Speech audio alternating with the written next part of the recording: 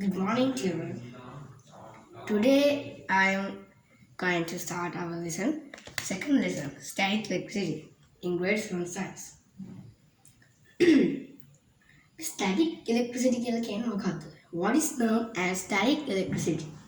Static electricity කියන්නේ නමයි when two objects are rubbed together, it produces an electricity. It's called as static electricity charges කියලා අපි කියනවා. මේ static electric charges types තියෙනවා එක එක charges. එතකොට මේ static electricity කියන එක හොයාගත්තේ කවුද? විලියම් ගිල්බර්ට්. විලියම්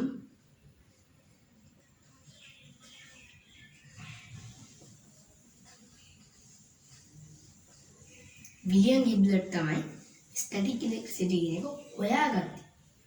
එයා හොයාගත්ත objects ඒවා rub කරාම ඒවා ප්‍රොඩියුස් කරනවා static electricity. හැමෝම ගන්න අච්චු තමයි. අච්චු තාලේ ගත්තම ඒකේ 2.2 වගේ තියෙනවා. මේ static electric charges ගැන කතා කරා. දැන් මෙන්න මෙහෙම glass rod එකක් තියෙනවා කියලා. මේක අපි පිරිමදින්නේ ඒ කියන්නේ රක් කරන්නේ silk cloth එකත් එක්ක. silk cloth එකේ charges තියෙන හැම එකම negative. එතකොට මේ glass rod එකට මේවක් කොහොම ගියාම glass rod එකේ මුද positive charges නෙමෙයි.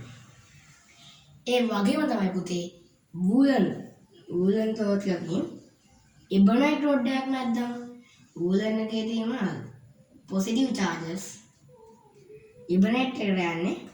ඒකට මේක මෙහෙම යන්නේ. හරිද? දැන් එතකොට මේ ටික මොකද වෙන්නේ? attract වෙනවා.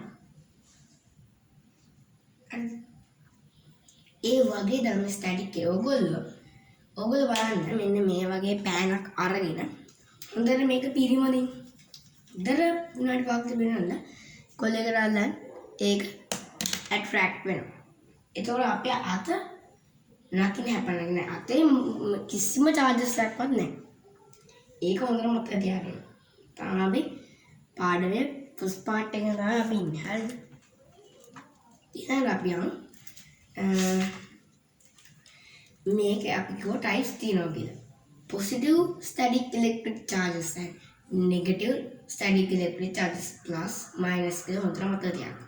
positive and negative. එතකොට අර මතකද static electric charges identify කරන අර තව මේකක් තිබ්බා. මතකද ඒ නම? gold leaf oscilloscope.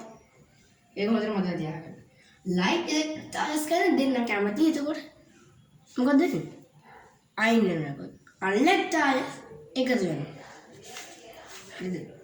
ඒකත් හොඳට මතක තියාගන්න. activities ඔක්කොම අපි කරනවා phenomena associated with static electricity. මතකද lightning? මේ lightning වෙනකොට එතකොට තව මේ හැම එකක්ම කවුද හොයාගත්තේ?